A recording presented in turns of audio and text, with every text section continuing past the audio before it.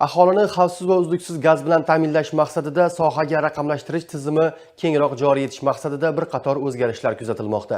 Jarayonlarda mutaxassislarning bilim va malakasi ham oshirilmoqda. Shu maqsadda tashkil etilgan o'quv seminari misolida mavzuni muxbirimiz davom ettiradi. Texnopark mas'uliyati cheklangan jamiyati tomonidan yangi turdagi ultra tovushli gaz hisoblagich ishlab chiqarish yo'lga qo'yilgan bo'lib, gaz ta'minoti filialining tegishli bo'lim xodimlari, jumladan kichik, o'rta biznes va byudjet tashkilotlari hamda mahalliy iste'molchilar bilan ishlash bo'limi va boshqa bir qator bo'lim xodimlari uchun ayni shu mavzu yuzasidan o'quv amaliy seminari tashkil etildi. Seminarda ultra tovushli gaz hisoblagichining qismlari, mobil aloqa turini almashtirish tartibi, parametrlari va belgilari, o'rnatish chizmasi haqida mutaxassis tomonidan batafsil tushuntirildi. Ta'minot xodimlari tomonidan takliflar bildirildi.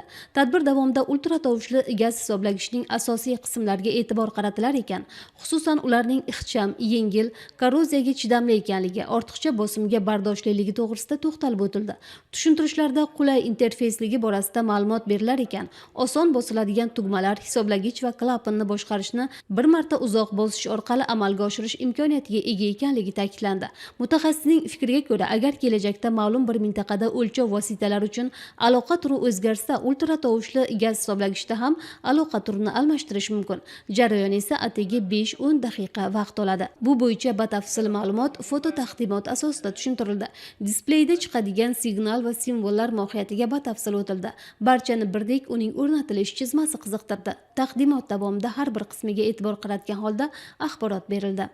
Bu amaliy o'quv seminarida Texnopark MChJ tomonidan yangi ishlab chiqarilgan ultra tovushli gaz hisoblash uskunasini ishlash holati, uni amalda qo'llashdagi afzalliklari bo'yicha batafsil tushuntirib berildi.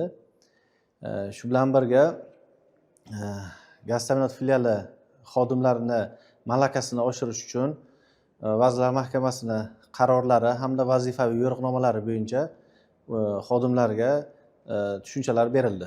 Bu tadbirlardan asosiy maqsad xodimlarning ish samaradorligini oshirish, xizmat ko'rsatish jarayonidagi fuqarolar bilan to'g'ri muomala madaniyatini shakllantirish va sifatli xizmat qilishdan iborat.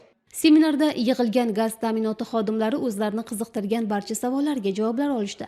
Takliflar berildi, har bir taklif esa qo'llab-quvvatlandi. Tadbir davomida mas'ullar tomonidan soha xodimlarining lavozim yo'riqnomalari ham o'qib eshittirildi. Xodim vazifasiga mas'uliyat bilan yondashishi va unga amal qilishi asosiy burchi ekanligi qayd etildi.